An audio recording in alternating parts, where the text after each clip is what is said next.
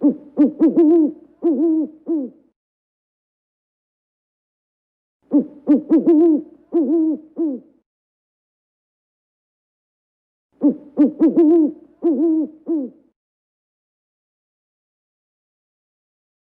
good beings, and welcome back to Midnight Requiem.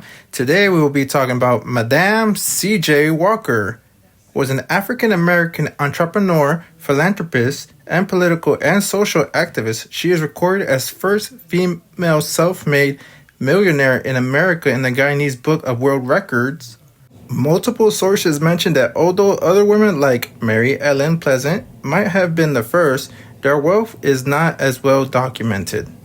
Walker made her fortune by developing and marketing a line of cosmetics and hair care products for black women through the business she founded, Madame C.J. Walker Manufacturing Company. She became known also for her philanthropy and activism. She made financial donations to numerous organizations such as NAACP and became a patron of the arts. Villa Lorero, Walker's lavish estate in Irvington, New York, served as a social gathering place for the African American community. At the time of her death, she was considered the wealthiest African American businesswoman and wealthiest self-made black woman in America. Her name was a version of Mrs. Charles Joseph Walker, after her third husband. She was born on December 23, 1867, close to Delta, Louisiana.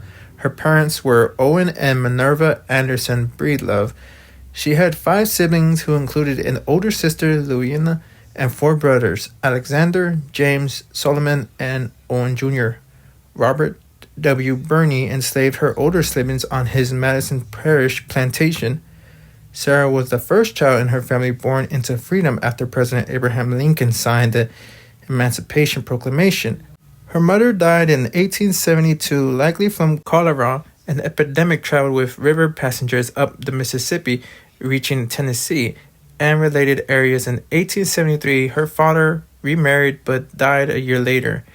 She was orphaned at the age of 7. Sarah moved to Vicksburg, Mississippi at the age of 10, where she lived with Luvena and her brother-in-law, Jesse Powell. She started working as a child as a domestic servant. I had little or no opportunity when I started out in life, having been left an orphan and being without mother or father since I was 7 years of age. She often recounted that she had only 3 months of formal education, which she learned during Sunday school literacy lessons at the church she attended during her earlier years.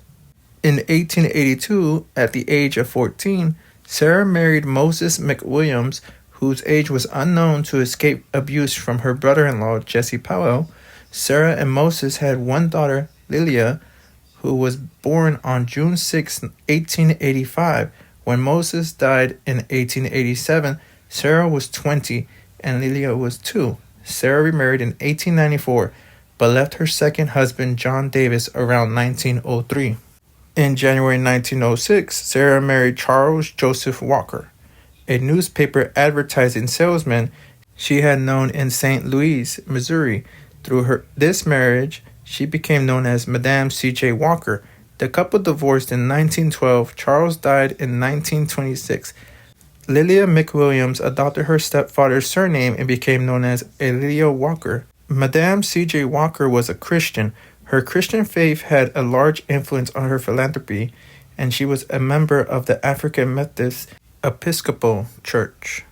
In 1888, she and her daughter moved to St. Louis, where 3 of her brothers lived. Sarah found work as a laundress, earning barely more than $1 a day. She was determined to make enough money to provide her daughter with formal education. During the 1880s, she lived in a community where ragtime music was developed. She sang at St. Paul African Methodist Episcopal Church and started to yearn for an educated life as she watched the community of women at her church. Sarah suffered severe dandruff and other scalp ailments, including baldness due to skin disorders and the application of harsh products to cleanse hair and wash clothes. Other contributing factors to her hair loss included poor diet, illness, and infrequent bathing. and hair washing during a time when most Americans lacked indoor plumbing, central heating, and electricity. Initially, she learned about hair care from her brothers, who were barbers at St. Louis around the time of the Louisiana Purchase Exposition World's Fair in St. Louis in 1904. She became a commission agent selling products for Annie Malone, an African American hair care entrepreneur, millionaire, and owner of the Poro Company.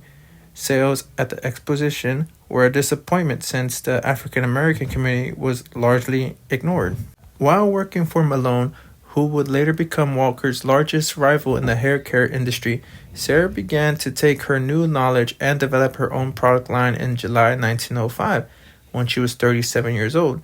She and her daughter moved to Denver, Colorado, where she continued to sell products for Malone and develop her own hair care business. A controversy developed between Annie Malone and Sarah because Malone accused Sarah of stealing her formula, a mixture of petroleum jelly and sulfur that had been in use for 100 years. Following her marriage to Charles Walker in 1906, Sarah became known as Madame C.J. Walker. She marketed herself as an independent hairdresser and retailer of cosmetic creams. Madame was adopted from women pioneers of the French beauty industry. Her husband, who was also her business partner, provided advice on advertising and promotion. Sarah sold her products door to door, teaching other black women how to groom and style their hair. In 1906, Walker put her daughter in charge of the mail order operation in Denver while she and her husband traveled throughout the southern and eastern United States to expand the business. In 1908, Walker and her husband relocated in Pittsburgh, Pennsylvania, where they opened a beauty parlor and established Lilia College to train haircut culturists. As an advocate of black women's economic independence, she also opened training programs in the Walker system for her national network of licensed sales agents who earned healthy commissions. After Walker closed the business in Denver in 1907, Lilia joined her in Pittsburgh in 1910 when Walker established a new base in Indianapolis. Lilia ran the day-to-day operation in Pittsburgh. Lilia also persuaded her mother to establish an office and beauty salon in New York City's growing Harlem neighborhood. In 1913, it became a center of African American culture. In 1910, Walker relocated her businesses to Indianapolis, where she established the headquarters for the Madame C.J. Walker Manufacturing Company. She initially purchased a house and a factory at 640 Northwest Street. Walker later built a factory, hair salon, and beauty school to train her sales agents and added a laboratory to help with research. She also assembled a staff that included Freeman Ransom, Robert Lee, Broken Burr, Alice Kelly, and Marjorie Jr., among others, to assist in managing the growing company. Many of her company's employees, including those in key management and staff positions, were women. Walker's method of grooming was designed to promote hair growth and to condition the scalp through the use of her products. The system included a shampoo and pomade stated to help hair grow, straightness brushing, and applying iron combs to hair. The method claimed to make lackluster and brittle hair become soft and luxuriant. Walker's product line had several competitors. Similar products were produced in Europe and manufactured by other companies in the United States, which included her major rivals Annie Turnbull Malone's Poro system, from which she derived her original formula, and later Sarah Spencer Washington's Apex system. Between 1911 and 1919, during the height of her career, Walker and her company employed several thousand women as sales agents for its products. By 1917, the company claimed to have trained nearly 20,000 women, while some sources have written that the women dressed in a characteristic uniform of white shirts and black skirts and carried black satchels. There is nothing in Walker Beauty School manual that verifies that. Others have written the agents focused on door-to-door sales as they visited houses around the United States and in the Caribbean, offering Walker's hair pomade and other products packaged in tin containers carrying her image. But the more common scenario is that the Walker Beauty culturists demonstrated their products in their homes and beauty salons because they needed a source of water to be able to show how the products work. Walker understood the power of advertising and brand awareness. heavy advertising primarily in African American newspapers and magazines. In addition to Walker's frequent travels to promote her products, helped make Walker and her products well known in the United States. In addition to training in the sales and grooming, Walker showed other black women how to budget, build their own businesses, and encouraged them to become financially independent. In 1917, inspired by the model of the National Association of Colored Women, Walker began organizing her sales agents into state and local clubs. The result was the establishment of the National Beauty Culturist and Benevolent Association of Madame C.J. Walker Agent. Its first annual conference convened in Philadelphia during the summer of 1917 with 200 attendees. The conference is believed to have been among the first national gatherings of women entrepreneurs to discuss business and commerce. During the convention, Walker gave prizes to women who had sold the most products and brought in the most new sale agents. She also rewarded those who made the largest contribution to charities in their communities.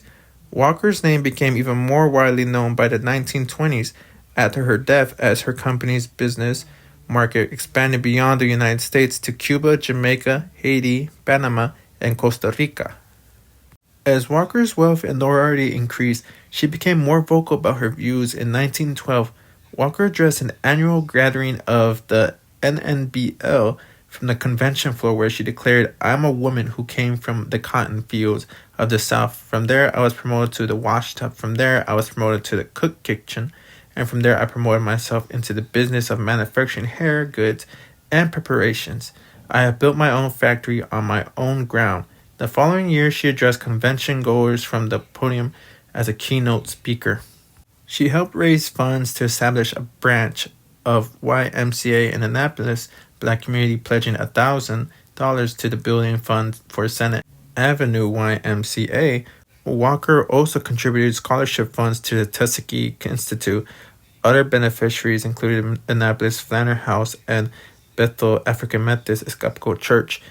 Mary McLeod Bitten's Daytona Education and Industrial School. About 1913, Walker's daughter Alelia moved to the new townhouse in Harlem, and in 1916, Walker joined her in New York, leaving the day-to-day operation of her company to her management team in Indianapolis. In 1917, Walker commissioned Fraternity in the first licensed black architect in New York City and a founding member of the Alpha Pi Alpha Fraternity to design her house in Inverton-on-Hudson, New York. Walker intended for Villa Laurel, which cost $250,000 to build, to become a gathering place for community leaders and to inspire other African Americans to pursue their dreams. Walker became more involved in political matters after her move to New York. She also delivered lectures on political, economic, and social issues at conventions sponsored by powerful black institutions. Profits from her business significantly impacted Walker's contribution to her political and philanthropic interests. In 1918, the NACWC honored Walker for making the largest individual contribution to help preserve Frederick Douglass and the Coastal House.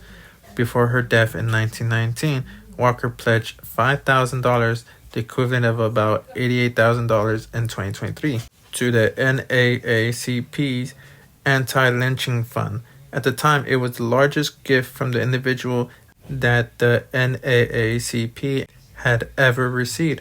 Walker bequeathed nearly $100,000 to orphanages, institutions, and individuals.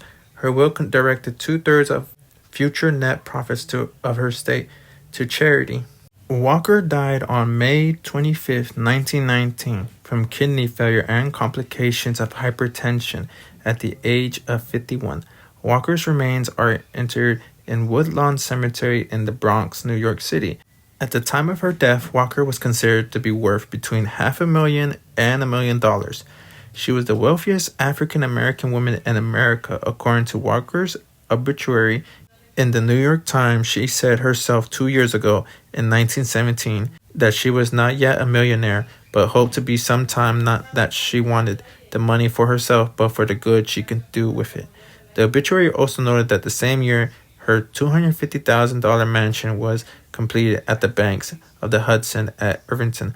Her daughter, Alelia Walker, later became the president of the Madame C.J. Walker Manufacturing Company.